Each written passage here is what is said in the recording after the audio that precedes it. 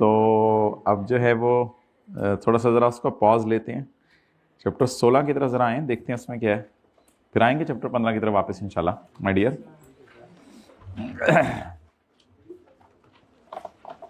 Records and audit, अपने सर पे हाथ फेरें, आगे चलते हैं। Section 174 records. ओके, एवरी जानवर शेल मेंटेन इन तुर्कमानिस्तान, लेकिन अगर टैक्स पेयर है तो in Pakistan. Prescribed accounts, documents and records. Accounts मिसाल के तौर पे P&L बैलेंस शीट, रिकॉर्ड्स मिसाल के तौर पे कोई भी डॉक्यूमेंट्स एंड रिकॉर्ड्स, मिसाल के तौर पे sale agreement etcetera, purchase agreement, invoices.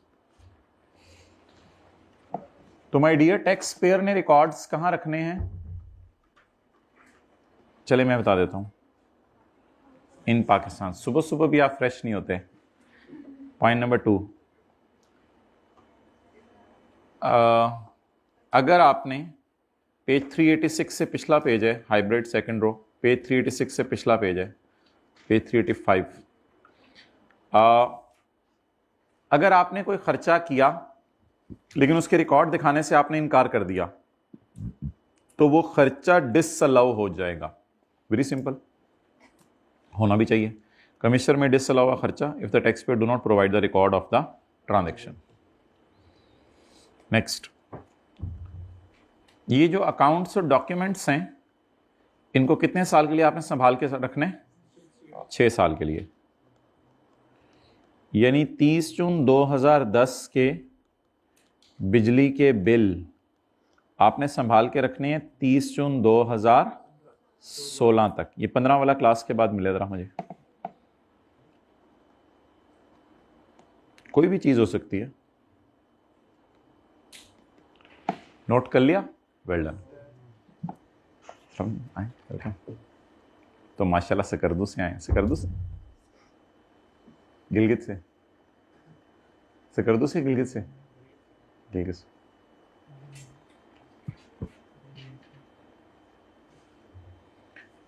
तो आपके आने से पहले ये बातें हुई कि खर्चों के रिकॉर्ड संभाल के रखने हैं। अगर खर्चे का रिकॉर्ड संभाल के ना रखा तो वो खर्चा डिसअलाउ हो जाएगा। और अगली बात ये हुई कि खर्चों के रिकॉर्ड और सारी चीज़ों के रिकॉर्ड 6 साल तक संभाल के रखने हैं। बस ये बातें हुई हैं। तो बताते हुए मुझे शर्म सी आ रही थी, इतनी आसान बातें थी। The accounts and documents shall be maintained for a period of 6 years after the end of the year to which they relate. If they relate to 2010 then we will keep them till 2016। लेकिन अगर obviously कोई court case हो गया आपके खिलाफ, तो फिर आप रिकॉर्ड संभाल के रखें जब तक कि कोर्ट का फैसला ना आ जाए। इन केस ऑफ अ प्रोसीडिंग, यानी कोई केस आपके खिलाफ हो गया, कोई हरकत आपने ऐसी कर दी, ये कर तो कोई और रहा था, आप पकड़े गए। इन केस ऑफ मैगन is known by the company, in case of a case, ओ सुभान अल्लाह, क्या फिक्रा बन गया। In case of a case is pending, the record will be kept till the final decision. कौन फाइनल डिसीजन देगा? कोर्ट।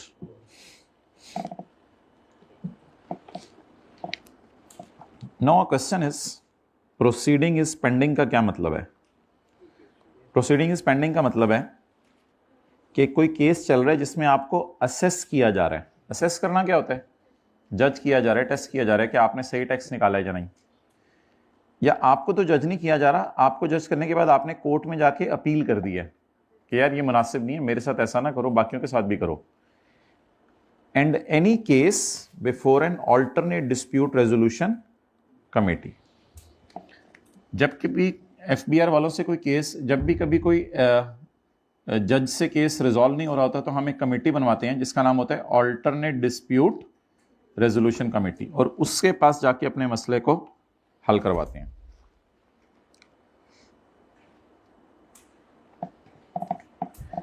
लेकिन अगर आपके पास फॉरेन इनकम है, फॉरेन इनकम है, फॉरेन एसेट्स हैं और फॉरेन एक्सपेंसेस हैं, तो आप फिर मेंटेन करें रिकॉर्ड फॉर मरते दम तक। जाहिर बात है क़यामत तक तो मेंटेन नहीं करने, अनलेस के क़यामत पहले आ जाए हमारे। तो मेंटेन करें रिकॉर्ड्स को इंडेफिनिट पीरियड के लिए, ना ख़त्म होने वाले अरसे के लिए। लेकिन ये किसके लिए rule? Foreign income and assets. जो हज़रात लेट आए हैं पिछली बात से कोई ताल्लुक़ नहीं है, इसलिए फ्रेश माइंड के साथ पढ़िएगा। ख़र्चा क्या होता है? ख़र्चा एक डेबिट नेचर का आइटम है। चाहे ट्रेडिंग अकाउंट में डेबिट कर दें, चाहे मैन्युफैक्चरिंग अकाउंट में डेबिट कर दें, चाहे रिसीट एंड एक्सपेंसेस अकाउंट में डेबिट कर दें, चाहे प्रॉफिट और लॉस अकाउंट में डेबिट कर दें, जहां मर्जी डेबिट कर दें खर्चे को। ट्रेडिंग अकाउंट वो होता है ना जीपी से पहले वाले, ग्रॉस प्रॉफिट से पहले वाले। तो जहां मर्जी खर्चे को रिकॉर्ड कर दें, बस डेबिट हो गया तो खर्चा है।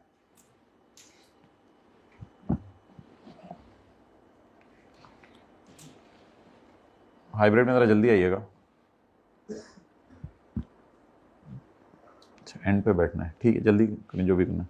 कमिश्नर अगर चाहे किसी भी बंदे को कहे कि इलेक्ट्रॉनिक टैक्स रजिस्टर मेंटेन करे, हमने कहा ये क्यों, इसमें क्या होगा?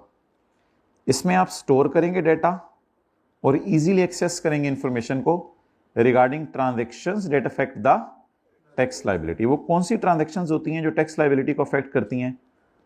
सेल की, परचेज की, एक्सपेंसेस की, इन सबको इलेक्ट्रॉनिकली आप मेंटेन कर लें ताकि आपको ऑडिट वगैरह आसान हो जाए।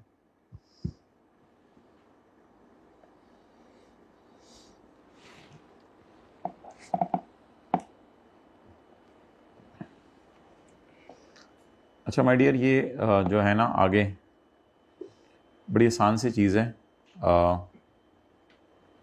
कि आपने किन चीज़ों के रिकॉर्ड संभाल के रखने हैं। ये मैं आपको किसी दिन पढ़ा दूंगा।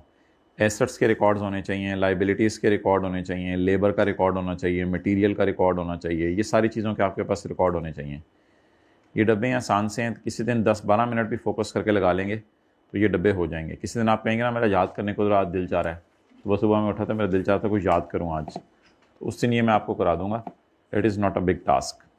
जो हज़रात लेट हो गए हैं, अब जो मैं बात पढ़ाने लगा हूँ उसका पहले 10 मिनट वाली बात से कोई ताल्लुक़ नहीं है। अच्छा बताएं जी, पॉइंट 1 का मतलब? बस आप अपने रिकॉर्ड्स को कंप्यूटर पे रख सकते हैं अगर सेफ्टी मेजर्स आप इंश्योर कर लें, यानी पासवर्ड वगैरह लगा लें। तो books of accounts and records में be kept on electronic media if safety measures are ensured. कोई मसला नहीं, कंप्यूटर पे रिकॉर्ड रखें। अच्छा, केप्ट इलेक्ट्रॉनिक मीडिया, कोई मसला नहीं। अच्छा, the books of accounts and records. The books of accounts क्या होता है? P&L बैलेंस शीट वगैरह। और रिकॉर्ड्स क्या होते हैं? सेल, परचेज, इनवॉइस, ये वो। The books of accounts and records of a company shall be maintained, ऊपर लिखा था kept, shall be maintained in accordance with the international accounting standards को माने, लेकिन इसको अब IFRS हो जाना चाहिए, ये बहुत पुराना लिखा हुआ है IAS, और कंपनीज एक्ट 2017।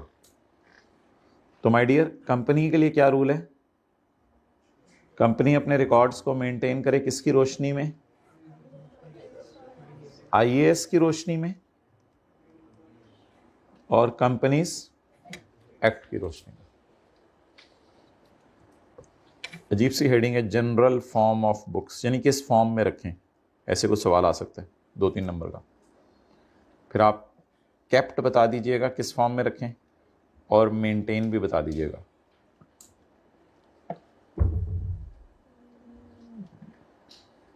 अच्छा जी,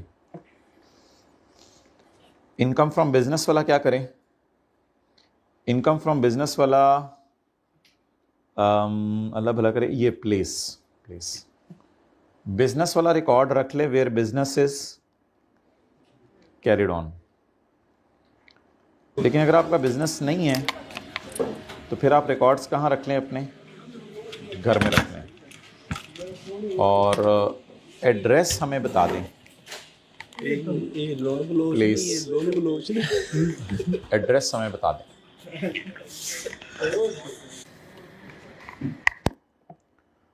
ओके अच्छा माय डियर, सवाल ये है कि रिकॉर्ड्स कहाँ रखने हैं?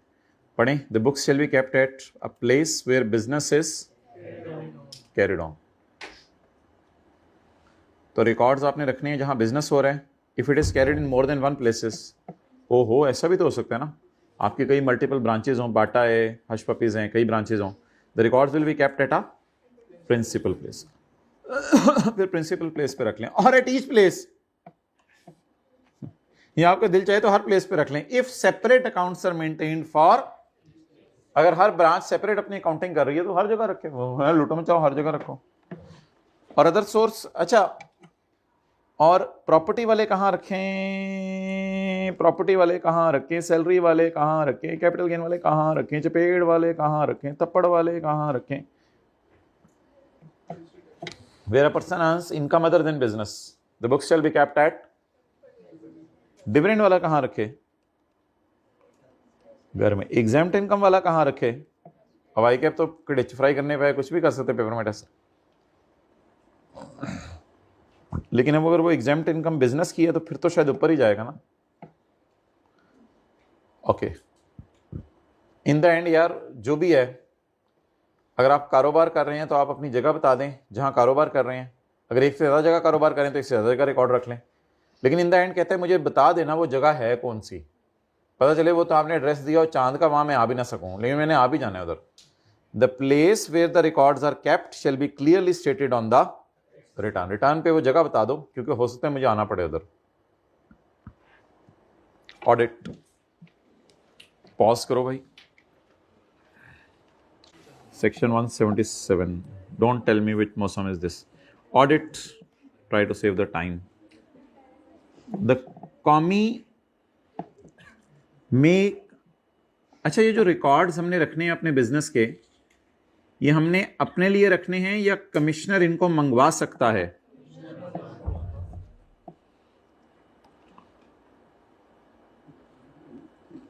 कॉमी may call for the documents, books of accounts, कॉमी मंगवाएगा,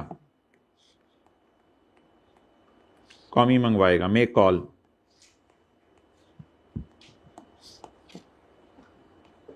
कॉमी मंगवाएगा। इस लॉ वाले भी मंगवा सकते हैं, किसी और लॉ वाले भी मंगवा सकते हैं। अच्छा, रिकॉर्ड इसलिए मंगवाएगा कि उस पर रख के समोसा खाएगा। फॉर कंडक्टिंग ऑडिट, पॉज करो।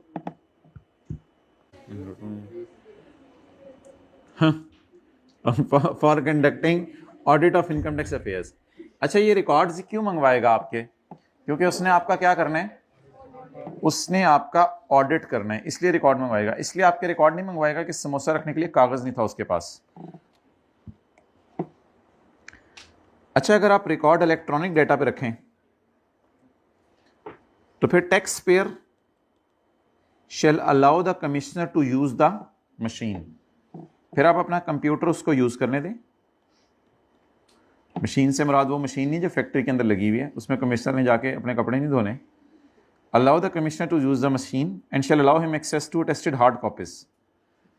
और अगर आपको ज्यादा मसला है तो कमिश्नर को आप हार्ड कॉपीज निकाल के दे दो। अगर कमिश्नर को मसला है तो उसका टेस्ट साइन वगैरह वो कर देगा। For investigation of tax payer और of any other tax payer, आपके प्रेमिसेस में आके आपकी इन्वेस्टिगेशन भी कर सकता है, आपके प्रेमिसेस में आके किसी और की इन्वेस्टिगेशन भी कर सकता है। तो during Honda audit Berger paint data may be checked from Honda से, क्योंकि होंडा वाले बर्जर पेंट खरीद रहे होंगे ना गाड़ियों के लिए, तो फिर कुछ डेटा बर्जर पेंट का होंडा वालों के पास भी होगा।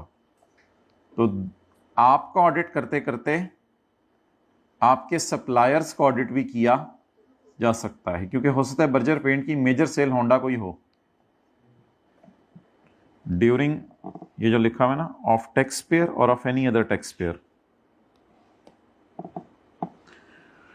During Honda audit Berger paint data may be checked from Honda.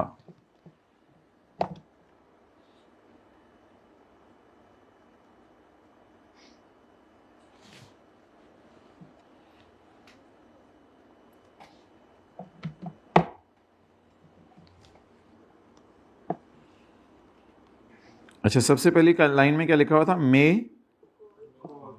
Call. Call करने के बाद अब इसका ऑडिट शुरू होगा।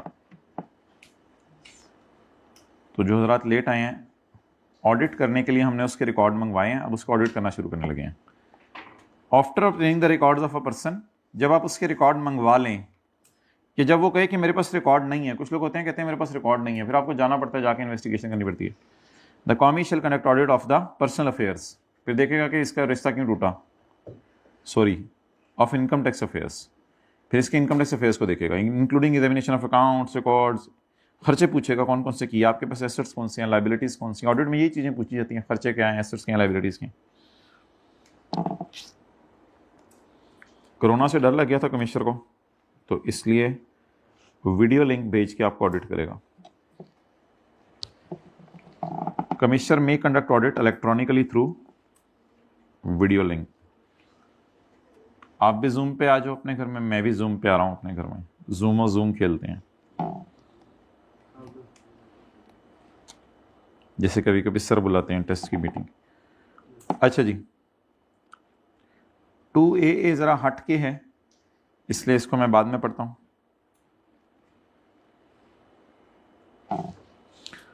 और अल्हम्दुलिल्लाह अब हमारा जो चौथी हेडिंग बनेगी वो ये बनेगी, अब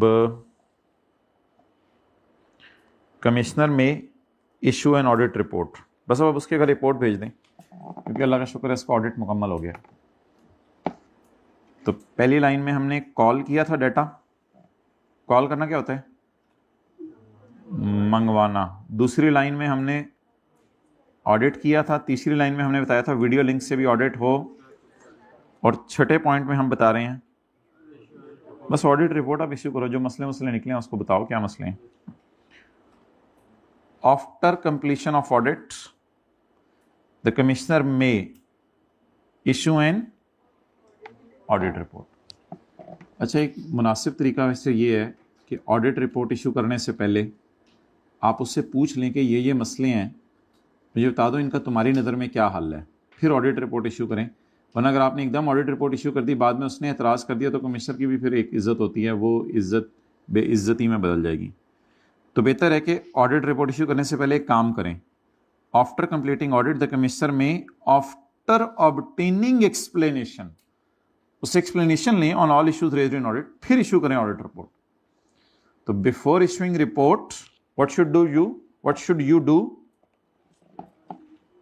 ऑब्टेन एक्सप्लेनेशन, ये लाइन है असल में। तो ऑडिट रिपोर्ट इश्यू करने से पहले ऑब्टेन एक्सप्लेनेशन ऑब्टेन कर लें उसकी। बड़े ज़बरदस्त तरीके से आपको हाईलाइट कराया जा रहा है और अंडरलाइन बड़ा सोच समझ के। ऑडिट रिपोर्ट में क्या होगा? कंटेनिंग ऑडिट ऑब्जर्वेशंस, जो आपने ऑडिट के दौरान चीज़ें ऑब्जर्व की हैं, एंड फाइंडिंग्स ऑब्जर्वेशंस एक ही चीज़ होती है।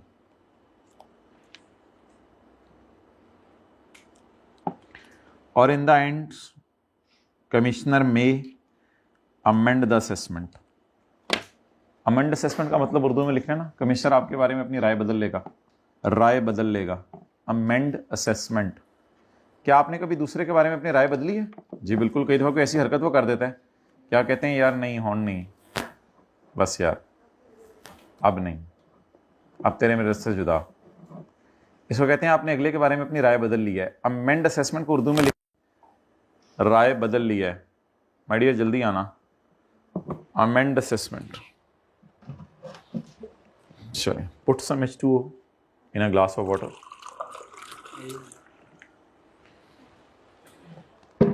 and enjoy this H2O without KMNO4. NaCl.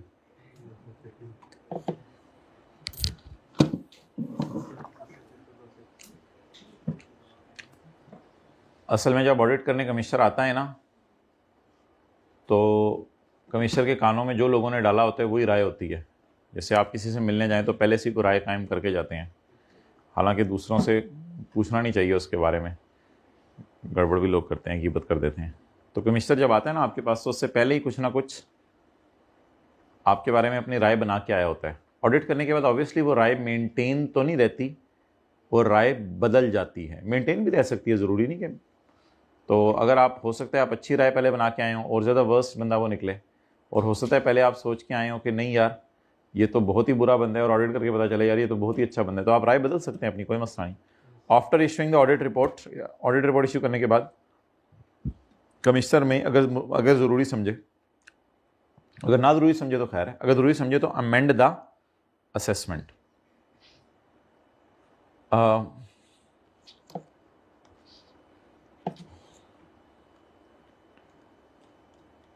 अच्छा, नॉर्मली ना इसमें आपका टैक्स बढ़ता है। ये अमेंड द असेसमेंट ना पूरा एक सेक्शन है, चैप्टर 15 में हम पढ़ेंगे कोई 2-3 हफ्ते बाद, या शायद जनवरी में पढ़ें, सेक्शन 122, ये पूरा सेक्शन है, वो बताएगा नॉर्मली अमेंड द असेसमेंट में ये होता है कि हम उसका टैक्स बढ़ा देते हैं, टैक्स इंक्रीज कर देते हैं। तो बेहतर है कि उसका टैक्स इंक्रीज करने से पहले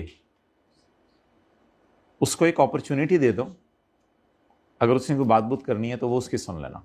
आगे उसने थोड़ा सा ज़रा नरम लहजा इस्तेमाल किया है, आफ्टर प्रोवाइडिंग एच अपॉर्चुनिटी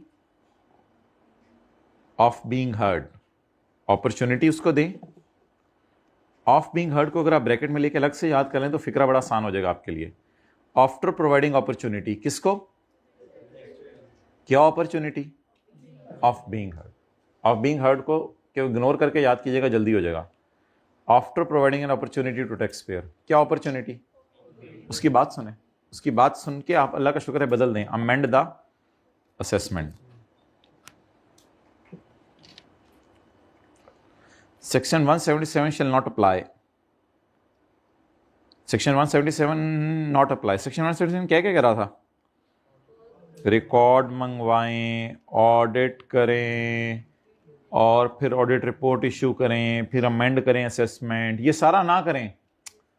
अल्लाह अकबर, रशीद नहीं, section 177 shall not apply to a person, ऐसे बंदे पे नहीं लगेगा। whose income tax affair have been audited in any of the preceding, अगर पिछले 4 सालों में कभी, अच्छा वैसे मुझे ये बताएं कि ऑडिट हर साल हर बंदे का होना पाकिस्तान में पॉसिबल है? इम्पॉसिबल है। सिर्फ आप इचरा के अंदर ही चले जाएं तो हज़ारों दुकानें हैं वहाँ, टाउनशिप के अंदर तो पूरी एशिया की सुना बड़ी मार्केट है, तो हर दुकानदार का हर साल कैसे ऑडिट हो सकता है? इम्पॉसिबल है। तो याद रखिएगा एफबीआर जान मार के भी पूरे पाकिस्तान के 1-2% लोगों का ही ऑडिट कर सकते हैं, इससे ज़्यादा कर नहीं सकता। इसलिए उसकी कोशिश होती है पहले बड़ी मछलियों को पकड़ा जाए जिनसे ज़्यादा टैक्स आने। तो ऑडिट करना इतना आसान काम तो नहीं है, कॉल फॉर द रिकॉर्ड्स मंगवाएं और फिर चेक करें, और वो तो बहुत लंबा काम है ऑडिट करना। तो एक बंदा ही आमतौर पर ऑडिट करने दूसरे के इदारे में चले जाए तो महीना डेढ़ वैसे ही लग जाता है, वहाँ पता ही नहीं चलता। तो इसलिए कहते हैं कि अगर आपका पिछले 4 साल में अगर एक दफ़ा ऑडिट हो गया ना तो मैं आपको तंग नहीं करूँगा, लेकिन अगर 4 साल गुजर गए हैं अब मैं आकर आपका ऑडिट कर सकता हूँ। लेकिन इस चीज़ को तो लोग मिसयूज़ कर सकते थे कि हमारा तो ऑडिट हो ही नहीं सकता 4 साल तक, अल्लाह का शुक्र है जो मर्जी करो। तो आगे उसने कहा सॉरी कमिश्नर में select a person for audit with the board approval, लेकिन बोर्ड अगर अप्रूवल दे दे तो बीच में भी तंग कर सकता है, वो कोई मसला नहीं। लेकिन जनरल रूल ज़रा पढ़ लें, बहुत बड़ी रिलैक्सेशन है ये, माने ना माने बहुत बड़ी रिलैक्सेशन है। सेक्शन 177 लगेगा ही नहीं, किस बंदे पे नहीं लगेगा? ये इसी तरह बच्चा लेट आ रहा है और रोज़ाना टीचर उसको मारने को तैयार है। बच्चा कहते हैं पिछले 4 दिनों में अगर एक दफ़ा मार पड़ गई है तो होने नहीं, अगर एक दफ़ा ये दिन पूरे होने दें उसके बाद अगर मैं रोज़ाना लेट आऊँ तो मारें, लेकिन फिर 4 दिन दोबारा नहीं मारना, चाहे मैं लेट भी आऊँ। बहुत बड़ी रिलैक्सेशन है। Section 177 shall not apply to a person whose affairs have been audited in any of the 4, पिछले 4 सालों में अगर 1 साल भी आपका ऑडिट हो गया तो इस साल ऑडिट नहीं होगा। लेकिन एक्सेप्शन है ना, एक्सेप्शन है, कोई बड़ी मछली हो वो बहुत ज़्यादा तंग कर रही हो तो पकड़ लें उसको फिर। लेकिन फिर कमिश्नर को किसकी इजाज़त लेनी पड़ेगी? बोर्ड की।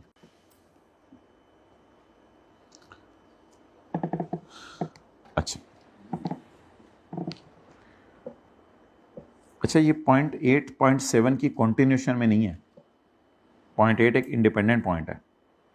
पॉइंट 8 ये कहता है किसी भी बंदे का कभी भी ऑडिट आपने करना है और आपको पता है कि वो ऑडिट नहीं हो रहा, तो एफबीआर वाले किसी सीए फर्म के पास चले जाएं, उनको फीस दे दें, वो एफबीआर को ऑडिट करने में हेल्प कर देंगे, अगर एफबीआर को वो मुश्किल लग रहा है ऑडिट करना। तो एफबीआर वाले सीए फर्म और कॉस्ट एंड मैनेजमेंट अकाउंटेंट की मदद ले सकते हैं। द बोर्ड में ये पॉइंट, लेकिन इसकी अपॉइंटमेंट बोर्ड करेगा, कमिश्नर नहीं करेगा। पॉइंट 8.7 की कॉन्टिन्यूशन में नहीं है, जनरल बात कर रहे हैं। The board may appoint a CA और a cost and management accountant, लेकिन वो अकेला नहीं हो सकता, वो फर्म होनी चाहिए। अकेले सीए को नहीं, वो तो हो सकता है इतना समझदार ना हो, फर्म को पूरी हायर करें। The board may appoint a firm of CA और firm of cost and management accountant to conduct audit of income tax affairs of a person selected for audit.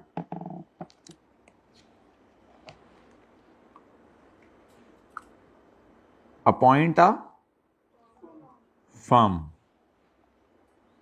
to conduct audit of a person selected for audit। Board may appoint firm, क्यों appoint करेगा firm? To conduct audit, audit करने के लिए किसका? Of a person selected for. अच्छा, उसको select commissioner ने किया या बोर्ड ने किया, इससे कोई फर्क नहीं पड़ता।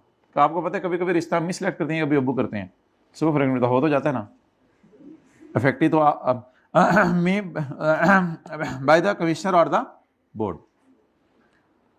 The scope of the audit, scope of the audit से क्या मुराद है? Depth. The depth of the audit shall be determined by board on a case to case basis. Saturday को लेक्चर ले रहे हैं ना बच्चे, संडे आराम से याद करेंगे इसको बैठ के। Okay, any person employed as above, किसकी बात हो रही है? नहीं, फर्म की या बोर्ड की नहीं, फर्म की। बल्कि इसी तरह कर लेना, इन दोनों की तरफ क्यों करना, बल्कि इसको इस तरह कर लेते हैं, एनी फर्म। फर्म भी तो पर्सन है, एओपी पर्सन है, कंपनी पर्सन है। Any firm employed as above may be authorised by commissioner to give notices to obtain information. असल में होता पता क्या था, ये लोग डॉलेंस वालों को नोटिस भेजते थे सीए, तो सीए वो डॉलेंस वाले कहते थे मुझे एफबीआर का नोटिस दिखाओ, सीए कहता था मैं अपना नोटिस भेज रहा हूं तुम्हें। मगर तुम्हें किसने ये पावर दी है? तो वो कहेगा मुझे पावर है। अब the person employed as above may be authorised by commissioner, commissioner याद ले लें आप, टू गिव नोटिस टू, देखिए कौन क्या कर रहा है और कौन मदद कर रहा है, ये जरा पूरा सिनेरियो आपको समझना है। एफबीआर ऑडिट करना चाह रहा था या कमिश्नर ऑडिट करना चाह रहा था, और सीए उसकी मदद कर रहा है और ऑडिट डॉलेंस का हो रहा है। तो a firm employed as above may be authorised by commissioner to give notice to Dawlance to obtain information, और यहां तक इजाजत दे देगा तुम उनके घरों तक घुस जाओ, and to enter into premises, business premises, और अगर रिकॉर्ड्स घर में पड़े हुए तो घर घुस जाओ। ऑब्वियसली बता के आते हैं, रात को कूद के नहीं आते, कूदने वाले तो दिन में भी कूद जाते हैं।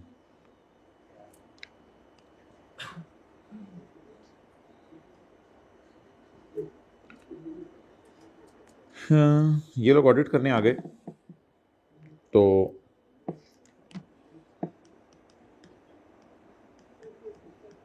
डॉलेंस का ऑडिट हो रहा है, तो सीए को कमिश्नर ने इजाजत दे दी है। नंबर 1, नोटिस इशू करो टू ऑब्टेन इंफॉर्मेशन, और दूसरी इजाजत दे दी है to enter into premises. Underline किया हुआ पढ़े, where a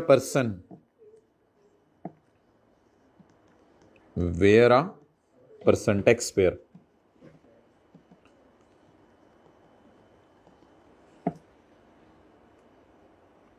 where a person fails to produce before commissioner or a firm of CA the accounts, documents and records. CA records मांग रहा है, डॉलर साले करें रिकॉर्ड्स, वो तो जल गए। चलो सेल परचेज की एग्रीमेंट लिया वो भी जल गए। तो इस तरह लोग फिर दोनों नौकरियां करते हैं। Where a person fails to produce before commissioner और फॉर्म ऑफ सीए आग कब और कहाँ लगी थी उसकी तो वीडियो डिलीट हो गई। मेरा पर्सन वो जगह दिखा दो, उधर तो मेरे से फेरी करा दिया। यार तुम कर क्या रहे हो हमारे साथ, पर रिकॉर्ड नहीं दिखाने।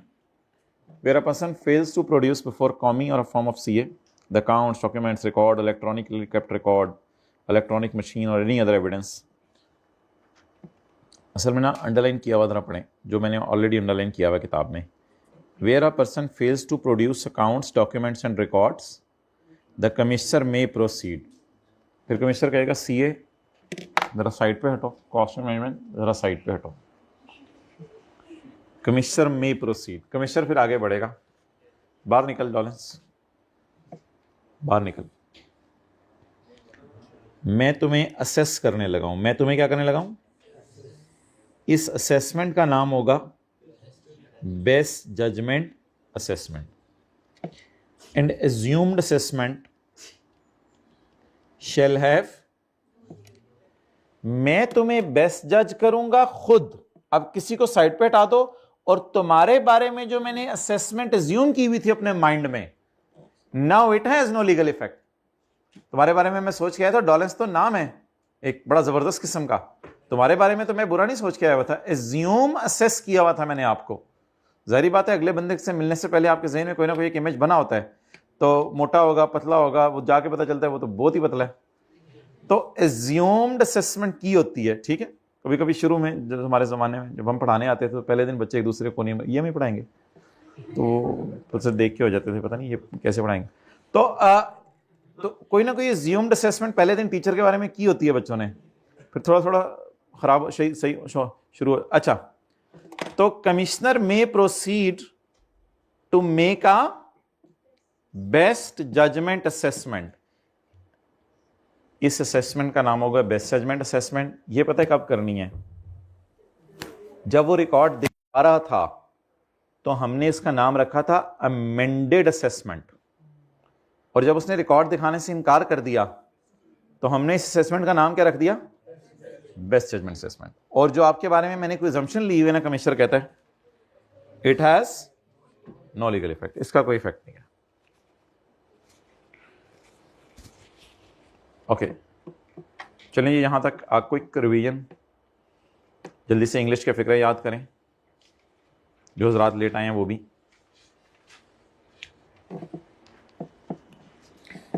आपने अपने accounts, documents and records Pakistan में रखने हैं। कमिश्नर आपको खर्चा माइनस नहीं कर, अच्छा इतना आसान चैप्टर था, आप खुद भी पढ़ सकते थे।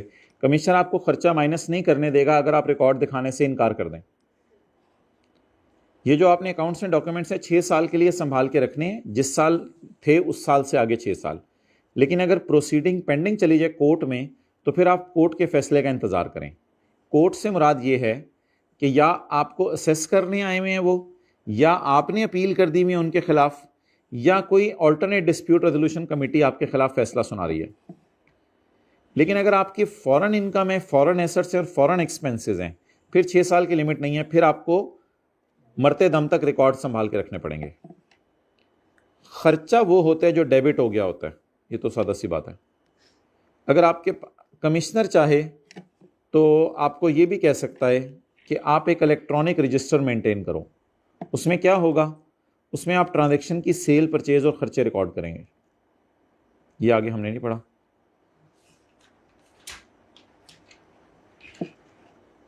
आप इलेक्ट्रॉनिक डिवाइसेस पे भी अपने रिकॉर्ड रख सकते हो।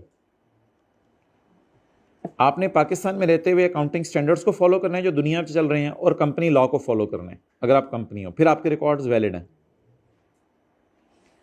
अगर आप बिजनेस इनकम कमा रहे हो तो आपने अपने रिकॉर्ड्स बिजनेस प्रेमिसेस में रखने हैं, record sale, purchase, rent agreement. और अगर आप बिजनेस एक से ज़्यादा जगहों पे कर रहे हो तो हेड ऑफिस में रखने हैं, प्रिंसिपल प्लेस, सबसे बड़ी जगह, हेड ऑफिस में अपने रिकॉर्ड रख लेना। और अगर आप हर जगह के लिए अलग अलग अकाउंट्स मेंटेन करते हो तो फिर हर जगह आप अपने रिकॉर्ड्स रख लेना, कोई मसला नहीं। लेकिन अगर आप बिजनेस के अलावा कोई काम कर रहे हो, प्रॉपर्टी, सैलरी, तो फिर आपने अपने घर में रिकॉर्ड्स रखने हैं। लेकिन हमें बता देना ये अंडरलाइन होना चाहिए था ना, क्लियरली स्टेटेड। लेकिन आप बता देना कि वो जगह कौन सी है जहां पे ये रिकॉर्ड रखे हुए हैं, क्लियरली स्टेट करना हमें। कहीं हम ऐसा ना हो आपके रिकॉर्ड कहीं और जाके ढूंढते रहें इचरे में और बाद में वो मॉडल टाउन में पड़े हों।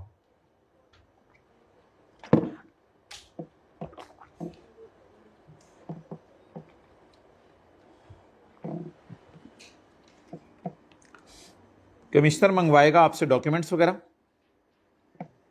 और इनका करेगा ऑडिट। लेकिन अगर आपने कंप्यूटर पे रिकॉर्ड रखे हुए हैं तो फिर आप कमिश्नर को मशीन इजाज़त इस्तेमाल करने की इजाज़त देंगे और साथ ही आप उसे हार्ड कॉपीज़ भी देंगे चीज़ों की। और कमिश्नर अगर चाहे तो 6 सालों के बाद भी रिकॉर्ड नहीं मंगवा सकता। Commissioner shall not call for the records after 6 years. 6 सालों के बाद वो रिकॉर्ड नहीं मंगवा सकता। रिकॉर्ड्स मंगवाने के बाद वो आपको ऑडिट करना शुरू करेगा, जिसमें वो खर्चे, एसेट्स और लायबिलिटीज के बारे में पूछेगा। वीडियो लिंक भी भेज सकता है।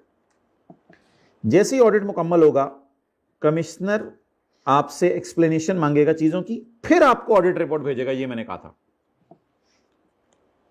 और ऑडिट रिपोर्ट इश्यू करने के बाद कमिश्नर आपके बारे में अपनी राय को बदल लेगा, लेकिन इसका नाम बेस्ट जजमेंट नहीं रखेगा, इसका नाम अमेंड द असेसमेंट रखेगा। लेकिन आपको एक दफा अपॉर्चुनिटी देगा अगर आपने कुछ बोलना है।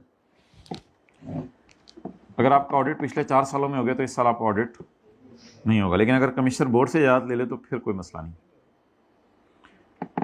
अगर बोर्ड को मसला है तो सीए या कॉस्ट मैनेजमेंट की फर्म हायर कर लें, वो ऑडिट करेंगे आपका। Scope of the audit, depth of the audit फिर बताई जाएगी, कितनी डिटेल में करना है ऑडिट। सीए को 2 पावर्स हैं। आपको नोटिस दे के इन्फॉर्मेशन मंगवाएगा।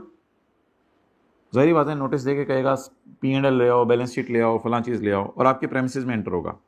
लेकिन अगर आप सीए और कॉस्ट मैनेजमेंट का उनके साथ पंगा करने की कोशिश करें तो कॉमी में प्रोसीड, फिर कमिश्नर आ जाएगा बीच में, फिर कहेगा ठहर जा रहा हूँ, बस अब तुम लोग साइड पे हटो, अगर ये ज़्यादा पंगे कर रहे हैं ना। तो मैं इसके बारे में एक अच्छी सी राय बनाता हूँ अपने जहन में, बेस्ट जज करेगा। असल में होता ही है कि जो लोग अपने रिकॉर्ड दिखाने से इनकार करते हैं, फिर कमिश्नर बैंक स्टेटमेंट्स उनकी मंगवाता है, क्योंकि वो तो छुपी हुई चीज़ नहीं है, वो तो बैंक से मिल जानी है। तो फिर उसको सामने रख के आपके बारे में आपको जज करता है। बहरहाल ये बेस्ट जजमेंट असेसमेंट पता है क्या है? ये इंशाल्लाह हम 35-40 मिनट लगा के सेक्शन 121 कभी पढ़ा तो वहाँ पढ़ेंगे। और अब जो कमिश्नर ने आपके बारे में अपने माइंड में सोचा हुआ था ना, इसको बदल लेगा। कहेगा वो पता नहीं, वो तो गलत चीज़ ही सोच के आया था, निकला कुछ और है। बड़ी मछलियों को पकड़ने के लिए स्पेशल ऑडिट होगा। बोले, बड़ी मछलियों को पकड़ने के लिए स्पेशल ऑडिट होगा। ये स्पेशल ऑडिट क्या होगा?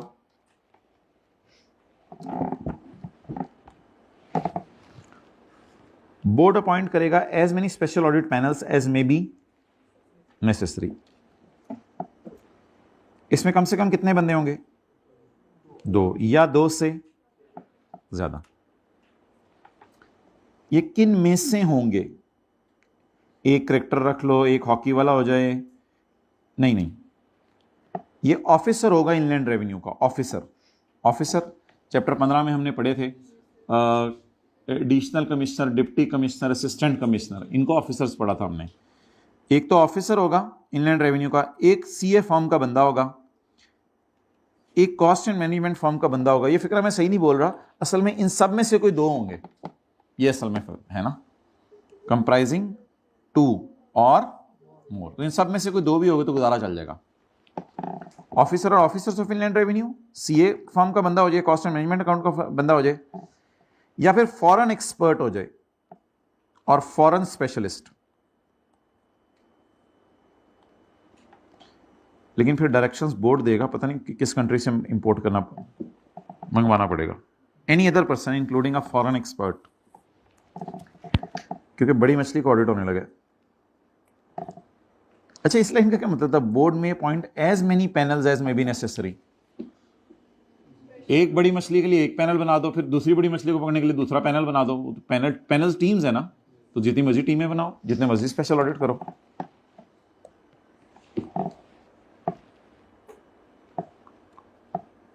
भाई ये जो है ना, ये छोटे लेवल का बंदा है, ये फॉरेन एक्सपर्ट और स्पेशलिस्ट है। ये उसका बाप है tax audit expert. Foreign expert इतना एक्सपर्ट नहीं होता, जितना टैक्स ऑडिट एक्सपर्ट होता है, क्योंकि वो डिप्लॉय किया जाता है ऑडिट की मदद करने के लिए इंटरनेशनल ऑर्गेनाइजेशन की तरफ से या फिर बाहर की किसी टैक्स अथॉरिटी की वजह से, यानी बाहर का एफबीआर, बाहर की एफबीआर का पता नहीं क्या नाम होगा, I don't know.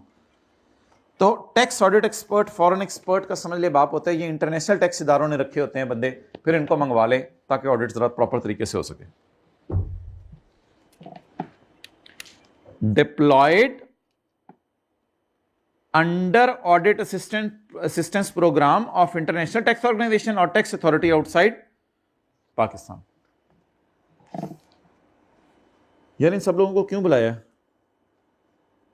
To conduct an including forensic audit, detailed audit होता है काफी डीप डाउन जाके। किस चीज का ऑडिट होना है बंदे का?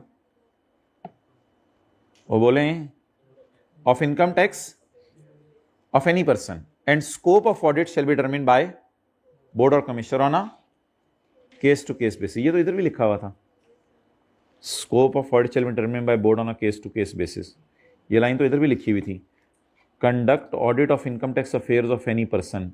ये लाइन तो इधर भी लिखी हुई थी, conduct audit of income tax affairs of any person. ये वही लाइनें एज इट इज ऊपर वाली चल रही हैं। लेकिन ये ऑडिट किसका होने लगे? किसी बड़ी मछली का। इसके लिए क्या बन रहा है? Special audit panel.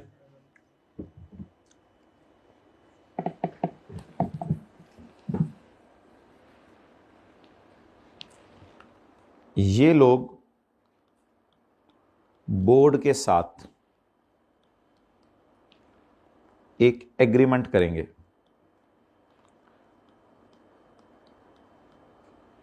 ऑफिसर नहीं, क्योंकि ऑफिसर तो बोर्ड का ही एम्प्लॉय है ना।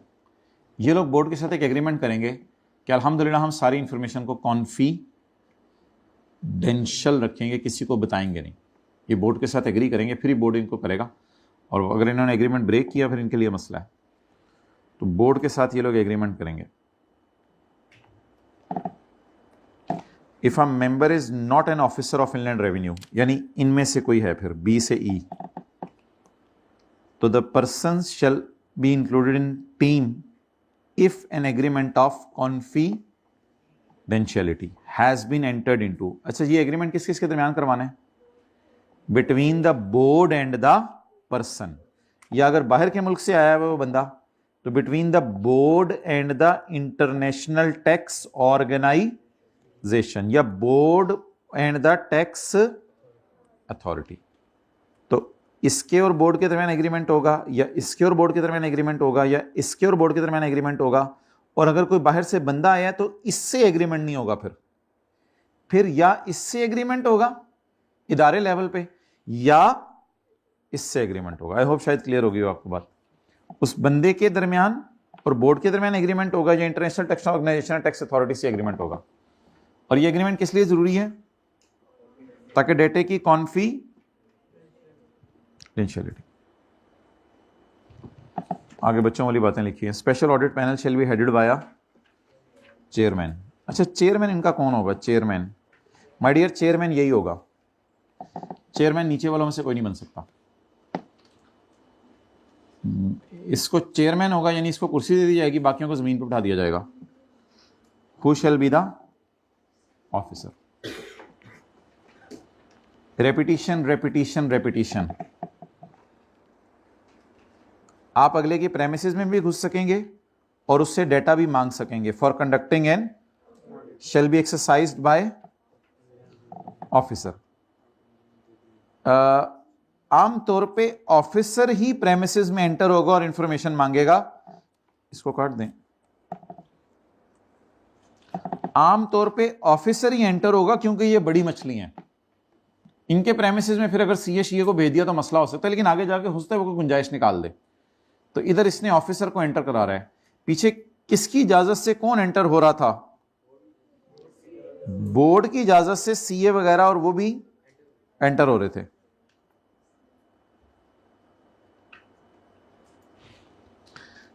दो इजाजतें पहले भी दी थी ना, एंटर इनटू प्रेमिसेस और to obtain information. Point 14 is a repetition of point number 10. Point 10 वही है, where a person fails to produce before commissioner और स्पेशल ऑडिट पैनल। बस यहाँ ये फ़र्क है कि इधर लिखा हुआ था कमिश्नर और फॉर्म ऑफ सीए, और इधर क्या लिखा हुआ है, क्योंकि अब फॉर्म ऑफ सीए नहीं है ना, अब तो ये सारे हैं माय डियर।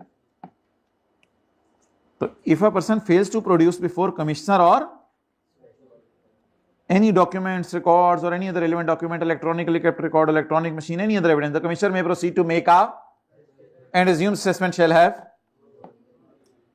वही repetition। अच्छा जी, स्पेशल ऑडिट पैनल का अगर एक बंदा भी एब्सेंट है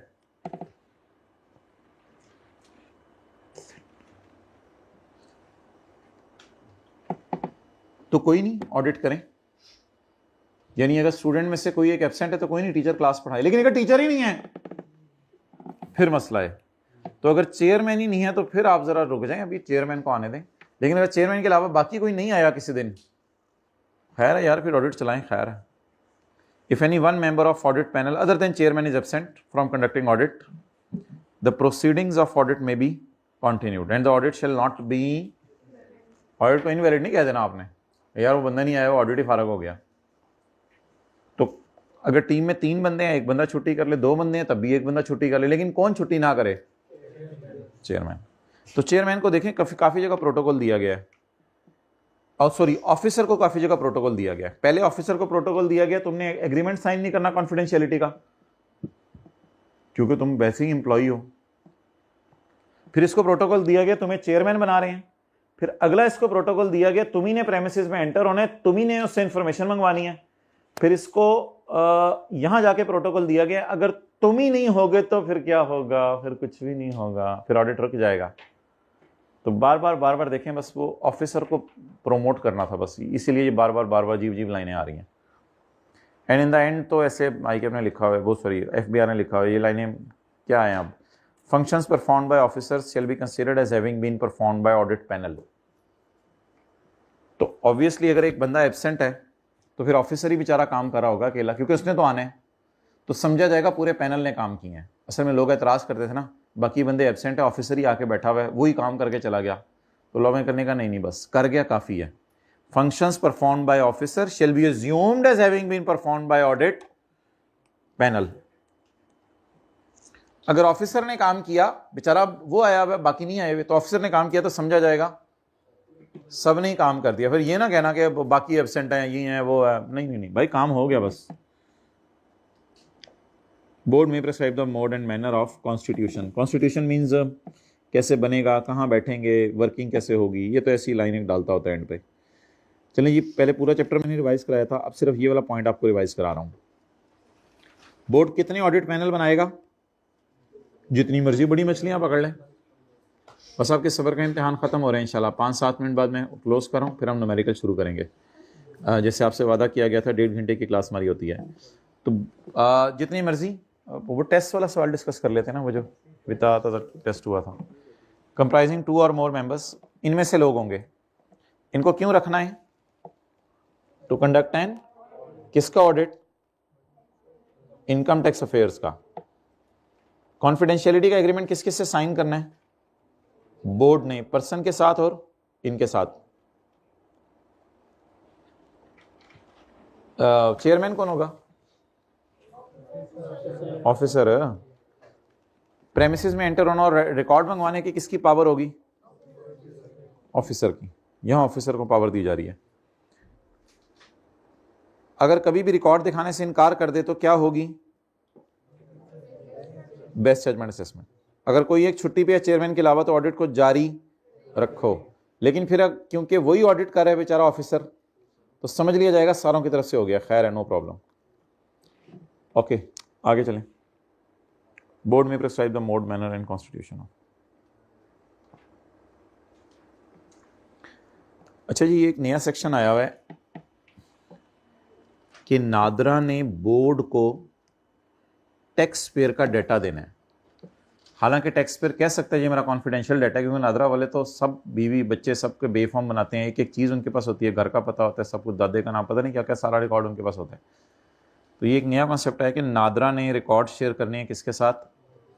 बोर्ड के साथ। नादरा आइडेंटिफाई भी कर सकते हैं इनकम्स जिस पे टैक्स नहीं लगा।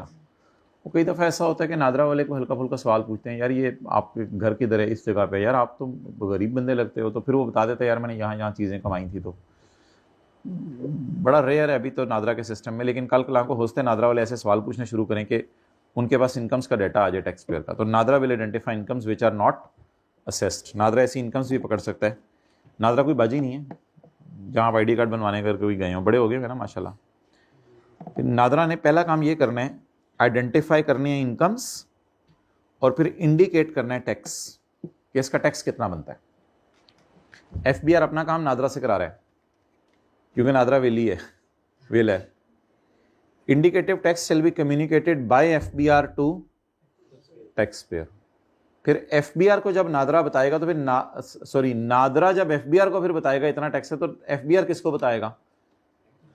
Tax payer. कौन बता रहे हैं, क्या बता रहे हैं? Indicative tax. कौन? FBR किसको बता रहे हैं? क्योंकि FBR को किसने बताया है? नादरा ने। बंदे दो किस्म के होंगे। अच्छा बच्चा क्या करेगा? दे देगा टैक्स। और कोई ऐसा बच्चा हो जो बुरा बच्चा हो, वो टैक्स नहीं देगा। कुछ लोग टैक्स दे देंगे, कुछ नहीं देंगे। तो payment shall be considered as an, तो पेमेंट समझ लिया जाएगा अमेंडेड असेसमेंट। अमेंडेड असेसमेंट वही है, अब आपके बारे में राय बदल ली जाएगी, लेकिन अब ये राय अच्छी वाली है, अल्लाह का शुक्र है। यार ये अमेंडेड असेसमेंट क्या होती है पढ़ेंगे हम कभी सेक्शन 122 में। और अगर आप टैक्स पे करने से इनकार कर दें, बोर्ड शैल टेक एक्शन। थप्पड़, चपेड़, डंडे, सोटे, तो board shall take the action. चलें जी, अल्हम्दुलिल्लाह सेक्शन 175 बी भी हमारा हुआ। पढ़ें दोबारा क्या है। बाजी बोर्ड को रिकॉर्ड भेजेंगी। बाजी का नाम नादरा। बाजी ये भी बताएंगी क्या क्या कमाया। बाजी हैं बाजाएं। बाजी ये भी बताएंगी क्या क्या कमाया जो नहीं बताया था, नॉट असेस्ड, जो नहीं बताया था। बताया नहीं था इसने, लेकिन बाजी को पता चल गया। वो बाजी तो बाजी हैं। फिर NADRA will compute tax. NADRA फिर टैक्स कैलकुलेट करेगा। नादरा को पता नहीं किस काम लगा दिया है FBR ने ऐसे। ये निहायत ही अजीब सेक्शन है। ये जो टैक्स है फिर ये FBR टैक्स पेयर को बताएगा।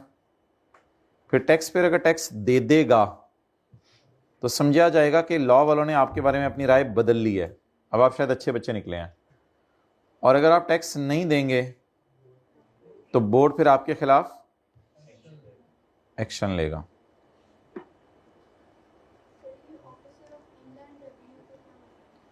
ऑफिसर ऑफ इनलैंड रेवेन्यू का क्या मतलब है?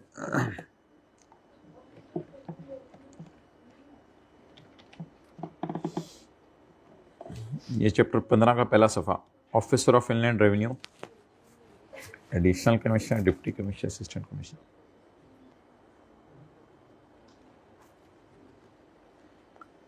दा बाजी, बिस्मिल्लाहिर्रहमानिर्रहीम। दा बाजी अंडरलाइन किया हुआ पढ़ें। Shall share its records on its own motion का क्या मतलब है? खुद ही कहा ही नहीं बोर्ड ने। अपनी जिम्मेदारी भी नहीं, अपनी मर्जी से बोर्ड को भेज दे। बोर्ड ये पता चला था कुछ बाजियां होती हैं ऐसे, तो फिर मर्जी है, बाजी थी नहीं है, हाथ दो की लुट मची हुई है। The NADRA shall on its own motion, खुद ही अगर इसका दिल चाहे, या और on application by the board. कर लें मोबाइल यूज। फिर मैं पॉइंट 2 की तरफ चलता हूँ। ओके, शुक्रिया। And share its records and information with the board for broadening of tax base. का मतलब क्या है कि ज्यादा से ज्यादा लोगों को टैक्स के जाल में लाओ। लोग तो छुपते फिर रहे हैं। जाहिर बात है नादरा वालों को पता चल जाता है पार्किंग गाड़ी पे आया हुआ है, पार्किंग कर रहा है, ये कर रहा है, वो कर रहा है, सब कुछ। नादरा वालों को तो नजर पड़ जाती है। नजर तो आपको रहता है वैसे ही लगती है। तो for broadening of tax base, ये सारा सेक्शन क्यों डाला गया है? इस सारे सेक्शन का मकसद क्या है? नादरा, बस इस सेक्शन का नाम ही नादरा है। सुभान अल्लाह, क्या नाम है? NADRA, national database and registration authority. इस सेक्शन का मकसद है for broadening of tax base, tax base बढ़े हमारी, ज्यादा लोगों से टैक्स लें। जो FAR 2 वाले टैक्स बेस का मतलब लेते हैं खुदा के लिए, वो नहीं है ये इसका मतलब। अच्छा जी, पहला काम मैंने आपको बता दिया, शेल शेयर इट्स रिकॉर्ड्स, ये पॉइंट 1 था। पॉइंट 2 लिख लीजिएगा बाद में, अभी एतमाद कर लें। नादरा में आइडेंटिफाई इनकम, नादरा में identify incomes for a person whether a tax payer और नॉट। कई दफा टैक्स पेयर होता है, कई दफा टैक्स पेयर कभी भी नहीं टैक्स पेयर बना होता, वो पहली दफा आया होता है बेचारा, ID कार्ड बनाने उधर ही फारा कर देते हैं नादरा वाले उसको, उसका मोबाइल देख के, उसके जूते देख के, उसकी गाड़ी देख के बाहर जो खड़ी है, नादरा वाले कहते हैं तू तो आज तक टैक्स पेयर कभी नहीं था, आ तू भी आ जा। नादरा में आइडेंटिफाई इनकम, लेकिन माय डियर ये बात अधूरी है। नादरा में आइडेंटिफाई इनकम नहीं, ऊपर आए। नादरा में आइडेंटिफाई इनकम, में आइडेंटिफाई रिसीट्स, में आइडेंटिफाई एसेट्स, प्रॉपर्टीज, लाइबिलिटीज। जब वो अपने घर का पता लिखवाएंगे आप तो नादरा लगेंगे वो तेरा तो घर मॉडल टाउन के अंदर है, तो 12-12 करोड़ के तो वहाँ चीज़ें मिलती हैं और तू कभी टैक्स जमा नहीं कराने गया, तो नादरा एसेट्स लाइबिलिटीज ऐसे पकड़ लेता है जब आप एड्रेस वगैरह बताते हैं। तो एक्सपेंडिचर और transactions that have escaped assessment, जो टैक्स वाले पकड़ नहीं सके थे, जो टैक्स वाले FBR वाले पकड़ नहीं सके थे, नादरा ने उसको पकड़ लिया, बाजी है ना। अंडर असेस, टैक्स वाले असेस तो करने आए थे आपको लेकिन अंडर असेस करके चले गए, या असेस करके गए लेकिन रेट लोअर लगा के चले गए, या आपको ज्यादा रिलीफ देके चले गए, टैक्स क्रेडिट वगैरह आपको ज्यादा रिलीफ देके चले गए FBR वाले। अब वो नादरा पकड़ा है, ये लिख लें टैक्स क्रेडिट, क्लास हो रही। या that have been misdeclared or misclassified under a particular head of, या किसी हेड ऑफ इनकम में आपने गड़बड़ कर दी, बिजनेस को कैपिटल गेन में डाल दिया, कैपिटल गेन को प्रॉपर्टी में डाल दिया, तो इस तरह की अगर आपने गड़बड़ कर दी तो ये भी एक्सेप्टेबल नहीं है। कई लोग प्रॉपर्टी को उधर सोर्स में डाल देते हैं 2 नंबरी करके, फिर पूरा रिपेयर माइनस करते हैं और वो रिपेयर 1/5 से भी ज्यादा होता है, इस पे लॉ में करो फिर गुस्सा चढ़ता है, 2 नंबरियां मारते हैं, प्रॉपर्टी को उधर सोर्स में डाल देते हैं, घर किराए पे देके छोटी सी मशीन बीच में रख देते हैं, कहते हैं बिल्डिंग अलॉन्ग विद मशीनरी किराए पे दी हुई है। हमने पागल बनाया है तुमने मुझे, इसे तो मिल्क शेक बनाना था। आप कहेंगे नहीं, building together with plant machinery, building together with plant machinery. लोग तो भी लोग है ना, आप भी थोड़ा सा हमारे साथ मुस्कुराओ ना। ठीक है, आप लोग मैच्योर हो जाए लेकिन फिर भी थोड़ा सा जरा हल्का सा कर लिया करेंगे कभी, क्योंकि बच्चों के साथ बच्चे बनना पड़ता है। नादरा में आइडेंटिफाई, बाजी क्या क्या बताएंगी? इनकम, आना, एसेट्स, प्रॉपर्टियां, लायबिलिटीज, खर्चे, ट्रांजैक्शंस। इन 6 चीजों में क्या बात कॉमन है? या तो ये FBR वाले पकड़ नहीं सके थे, या पकड़ा था उन्होंने हमें लेकिन सही तरह असेस नहीं कर सके हमें, या हमारे पर लोअर रेट लगा के चले गए, या हमें ज्यादा रिलीफ्स दे के चले गए, या हमारी इनकम को किसी गलत हेड में डाल के चले गए।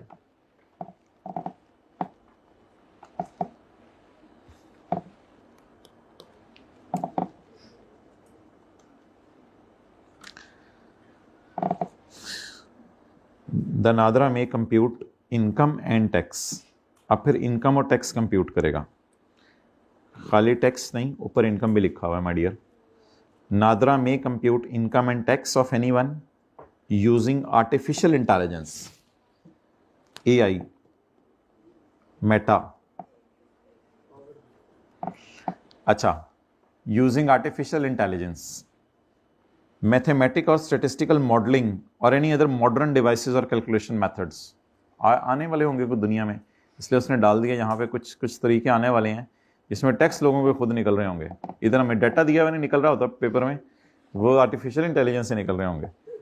तो चलिए मैं अपनी बात कर रहा हूँ, मैं आप लोगों की बात नहीं कर रहा, दिल पे ले लेते हैं।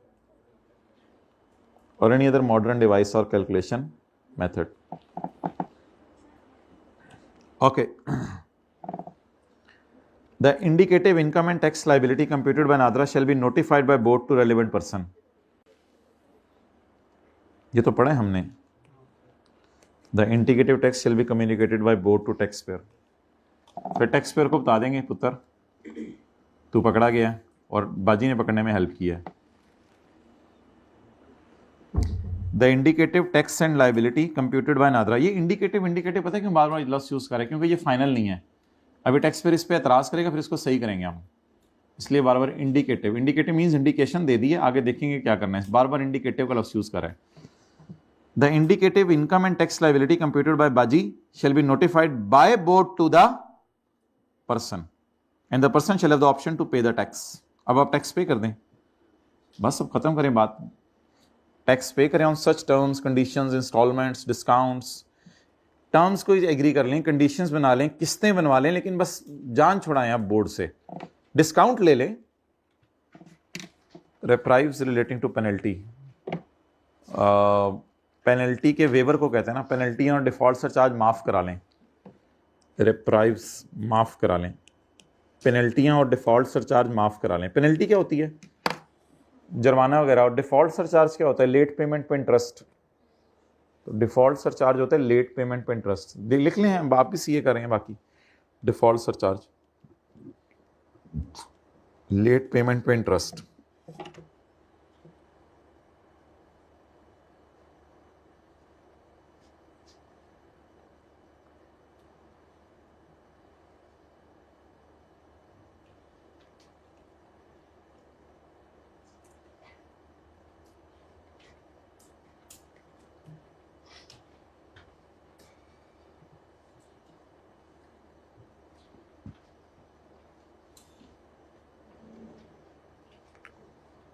ओके,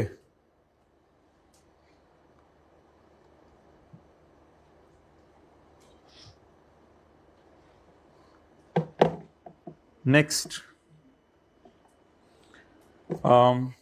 माय डियर, इतना पढ़ लें।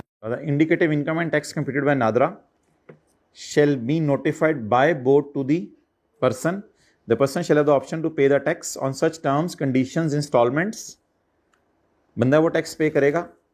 Discount, reprieves relating to penalty and default surcharge. Time limit का क्या मतलब है? Time limit will be prescribed by board.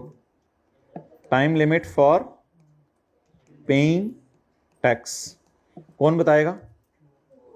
Board.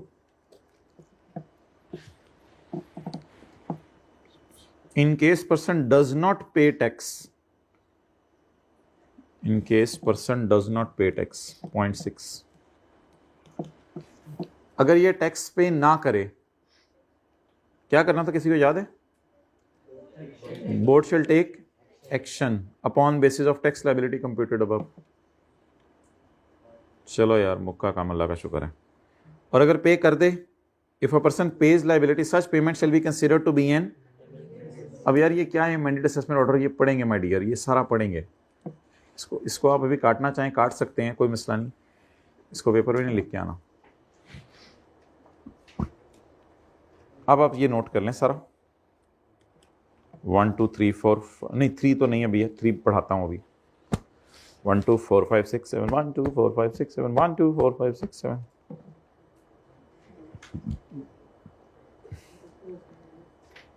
Okay, 3 point क्या था उसको हमने समरी में नहीं डाला।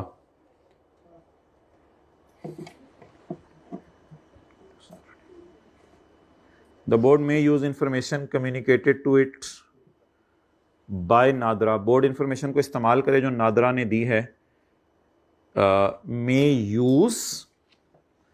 यूज भी कर सकते हैं एंड मे फॉरवर्ड। ओ तेरी खैर, बोर्ड अपने लिए भी यूज कर सकता है और किसी और इनकम टैक्स अथॉरिटी को भी दे सकता है जो उसके इलाके में है, यानी कमिश्नर, चीफ कमिश्नर, सबको। ये इनकम टैक्स के ही बंदे होते हैं। इनकम टैक्स अथॉरिटी से मुराद उधर FBR वाले ही हैं। तो बोर्ड खुद भी यूज कर ले और अपने बाकी दफातर को भी यूज करने दे इंफॉर्मेशन। तो बोर्ड यूज भी करेगा इस इंफॉर्मेशन को और फॉरवर्ड भी करेगा। चलें, ये याद करें माय डियर। अच्छा, ये हमारा पॉइंट रह गया। ये इंशाल्लाह लेक्चर 73 में करेंगे। ये जो sectoral benchmark ratios 2A 2AA 2 double A रह गया हमारा। अच्छा जी, याद करें, दा नादरा खुद ब खुद या बोर्ड की रिक्वेस्ट पे रिकॉर्ड शेयर करेगा बोर्ड से ताकि ज्यादा लोग टैक्स दें। नादरा आइडेंटिफाई करेगा 5 चीजें अगर इनमें ये मसले थे। The board may use and forward such information to income tax authority, किसी और को नहीं, पाकिस्तान क्रिकेट बोर्ड नहीं। नादरा इनकम भी निकालेगा, नादरा टैक्स भी निकालेगा। उधर नहीं, नादरा को क्या बना दिया, तो काम एफबीआर के हैं, चलो ले रहे। Using artificial intelligence, mathematical and statistical modelling और अदर मॉडर्न डिवाइसेस। ये जो इनकम और टैक्स है जो नादरा कंप्यूट करेगा, बता दिया जाएगा बोर्ड की तरफ से उस बंदे को, और बंदे के पास अब कोई ऑप्शन नहीं है सिवाय इसके कि वो टैक्स दे। हाँ, किस्तें बनवा ले, पेनल्टीज माफ करा ले, डिफॉल्ट चार्ज माफ करा ले, डिस्काउंट ले ले, लेकिन दे सही टैक्स 0.6। और अगर वो बंदा फिर भी टैक्स नहीं देता तो बोर्ड आपके खिलाफ एक्शन ले लेगा। और अगर आप टैक्स दे देते हैं तो अल्लाह का शुक्र है, आपके बारे में अपनी राय बदल लेंगे और शायद अब राय यहाँ अच्छी बन जाएगी। इस किस्म की कोई बात है। टेस्ट वाला क्वेश्चन किताब में है तो निकाल लें, है ना किताब में। मैंने आपको बताया था लेटेस्ट 2 अटेम्प्ट्स आखिरी पेजेस पे हैं बुक की। लेटेस्ट 2 अटेम्प्ट्स ये सवाल था ना, इस तरह का कुछ सवाल आया था। ओके, अच्छा जी, ये टेस्ट में सवाल आया था, पता नहीं कौन सा टेस्ट था, टेस्ट नंबर 8। तो अपनी किताब के आखिर में देखें, ये क्वेश्चंस अवेलेबल हैं आपकी किताब के आखिर में। जमशेद और सुल्ताना अल्हम्दुलिल्लाह दोनों का एक ही जितना कद है, और सुल्ताना का नाम नहीं डाला, जो जमशेद ने अपना नाम डाल के केमिकल की एक कोई पार्टनरशिप बना ली है, which is engaged in the manufacturing and supply of industrial chemicals. नहीं मिलेगा अल्हम्दुलिल्लाह, ये नहीं मिलेगा आपको। The following information has been extracted from जेसीज रिकॉर्ड। इनको भी ढूंढ दें, हमें आप पे नहीं मिल रहा, हम क्या उसको ढूंढ के दें। चैप्टर 23 के बाद अगला सफाई सुना है। Following information, sales, cost of sales, GP, admin and selling expenses, finance cost and other income, profit before tax. चले माय डियर, मार्क कर फड़ लो ते वेखते रहो यार, मैंने नहीं नोट करने देना, आपने बस टेस्ट अपना समझ लिया, आप मार्क कर रहे हैं। Income from business, profit before tax कितना है? Leave it. You people relax. Oh no, not at all now. You people must relax. Have a relaxing nap, please, in this class.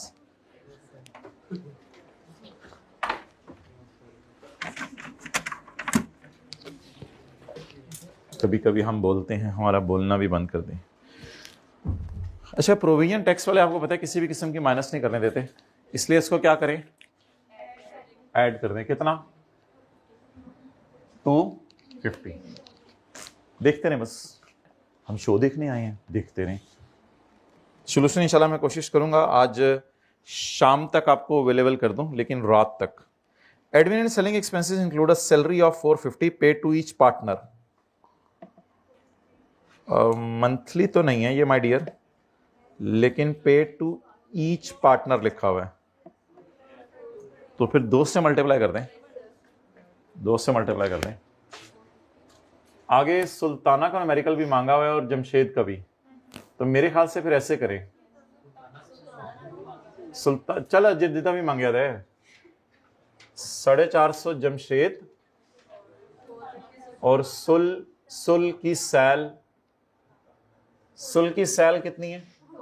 40। Sultana की सैलरी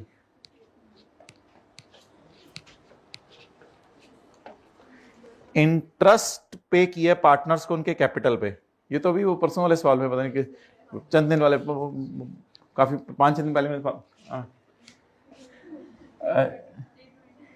जम का interest और सुल का interest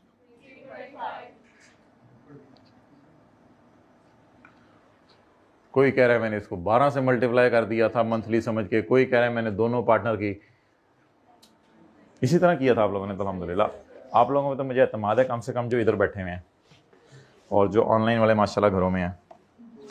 other income में bad debt recovery पड़ी है 225 की। पहले इसको तो निकालें ना, इसको तो निकालें। 200। इनकी मैंने नेचर इसलिए लिख लिया कि इनको डिविजिबल इनकम वाली वर्किंग में लेके जाना है। तुम्हें याद हो कि ना याद हो, मुझे याद है वो ज़रा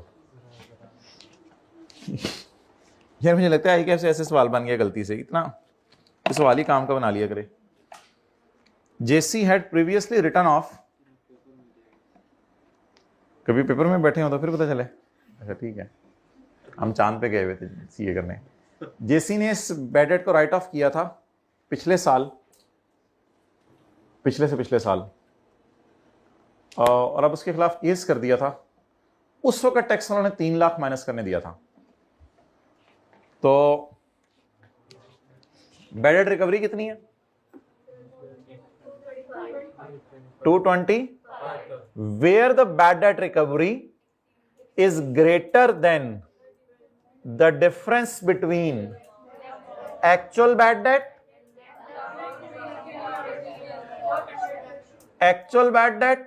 and the amount previously allowed as 300. ये 100 रुपए आ रहा है, 225। The excess shall be chargeable to tax under the head income from business. इस तरह भी शॉर्टकट मार सकते हैं? हाँ मार दें शॉर्टकट, कुछ ने तो किया ही ऐसा होगा।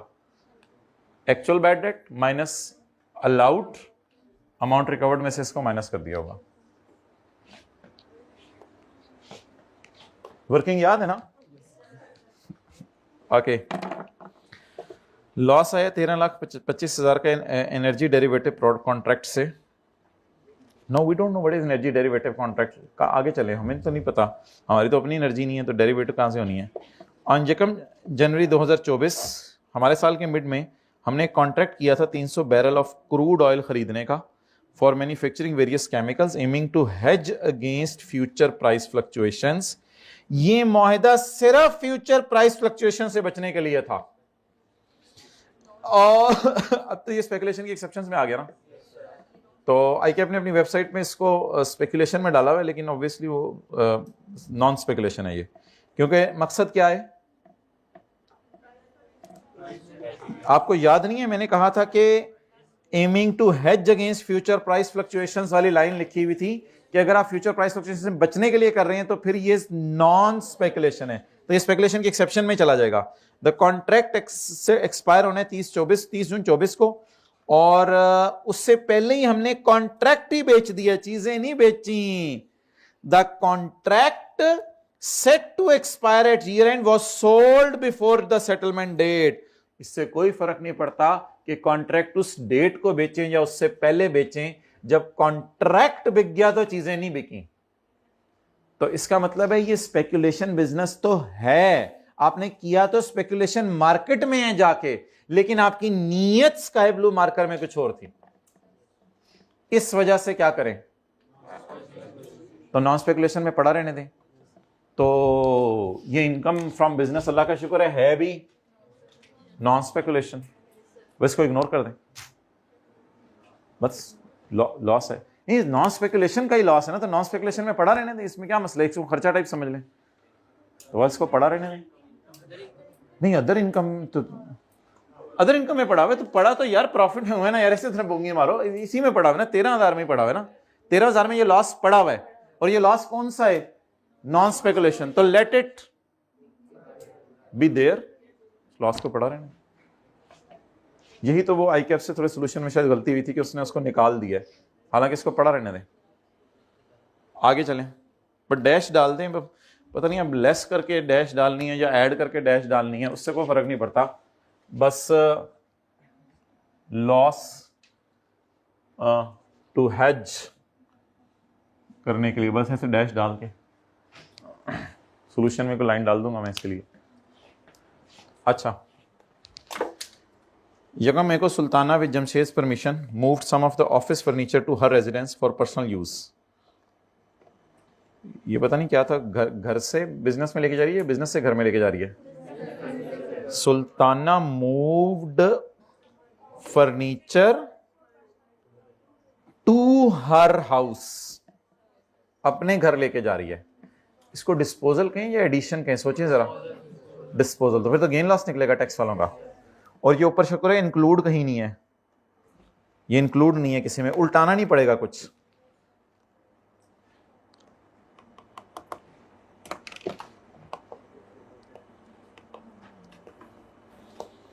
ये तो इंक्लूड था ना, उल्टाना पड़ा, इंक्लूड था उल्टाना पड़ा, इंक्लूड था उल्टाना पड़ा, इंक्लूड था, ये किसी में इंक्लूड नहीं है।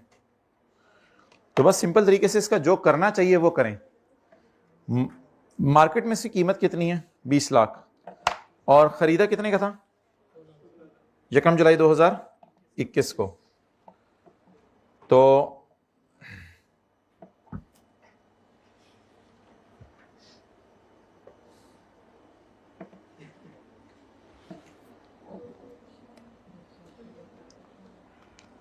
टैक्स वालों का गेन लॉस वर्किंग नंबर 2।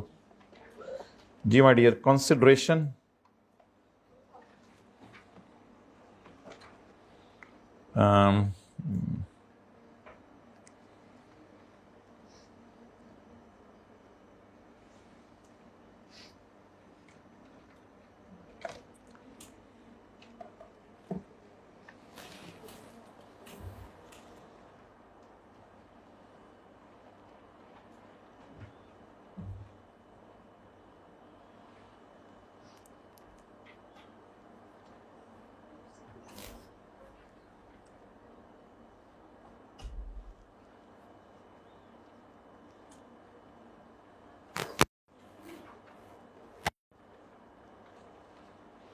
ये था ना स्पेकुलेशन में जो लाइन हमने पढ़ी थी, टू गार्ड अगेंस्ट लॉस वाली।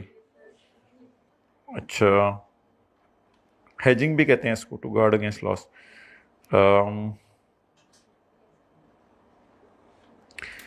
If a business asset is put to personal use, its consideration shall be the fair value. चलो, its consideration shall be the fair value, section 77 का 3।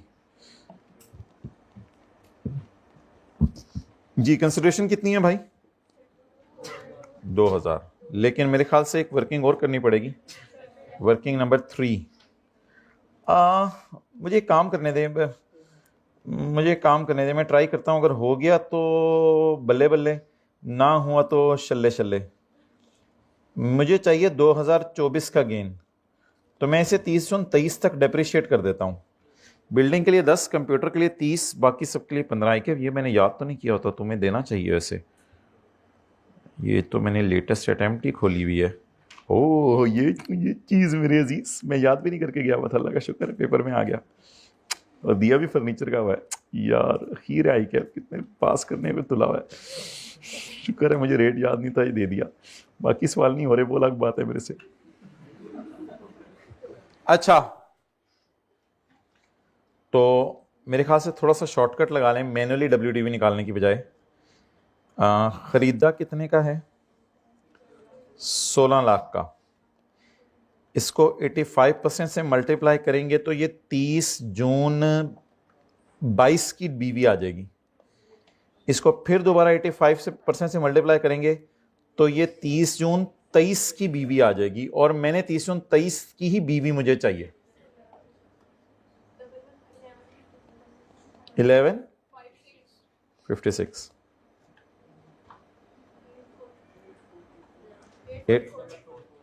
844।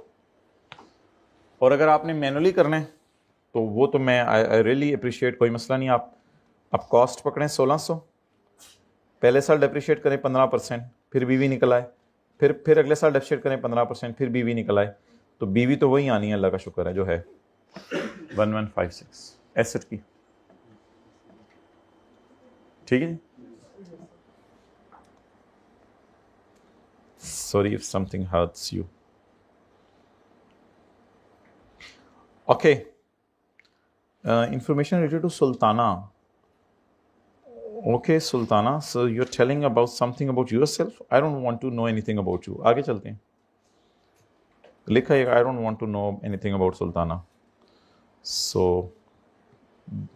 अब इसका न्यूमेरिकल सॉल्व करना है। किसका? सुल्ताना का नहीं भाई पुत्र, जमशेद केमिकल का तो पहले फारग कर दें। जी माय डियर, वो पान लगा टैक्स वालों का गेन। वर्किंग 2 से 844। प्यार से कहीं साथ वाले को छोटे, कैलकुलेशन कर। 15544। Jamshed chemicals, AOP income and tax thereon, income from business 15544। तू तो थल्ले आ। taxable income 15544। Tax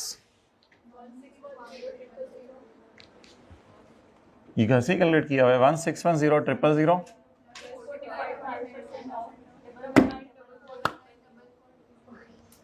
99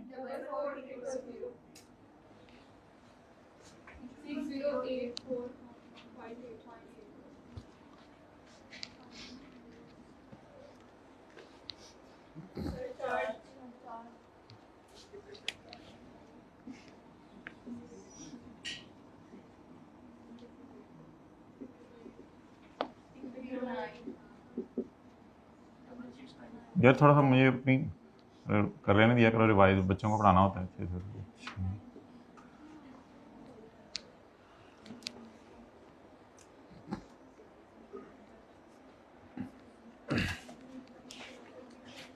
okay my dear, जम सुल टो, जमसुल टो, सैलरी जम की, सुल की, इंटरेस्ट जम का, जुल का, सुल का। ये उठानी होती है माय डियर, ये ना उठा लीजिएगा, ये उठानी होती है।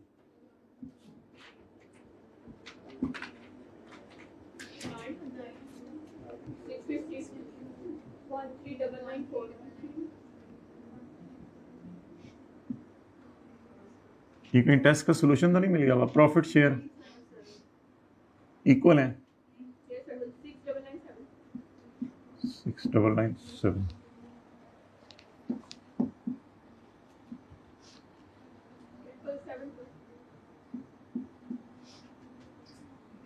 रशीद गल वध गई है, नोट करना पेगा जी। शुरू च इन्होंने किया सी ना, नोट ना करो नाल नाल, गल वध गई है, नोट करना सी नाल नाल। चलो मर्जी है इन्हां दी। I will allow these people to take a pic. Okay? You have done what I have said. This now ready? Samyullah, ready? Okay.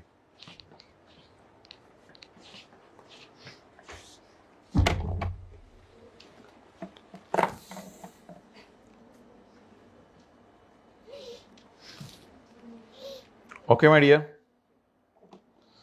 Further information related to Sultana.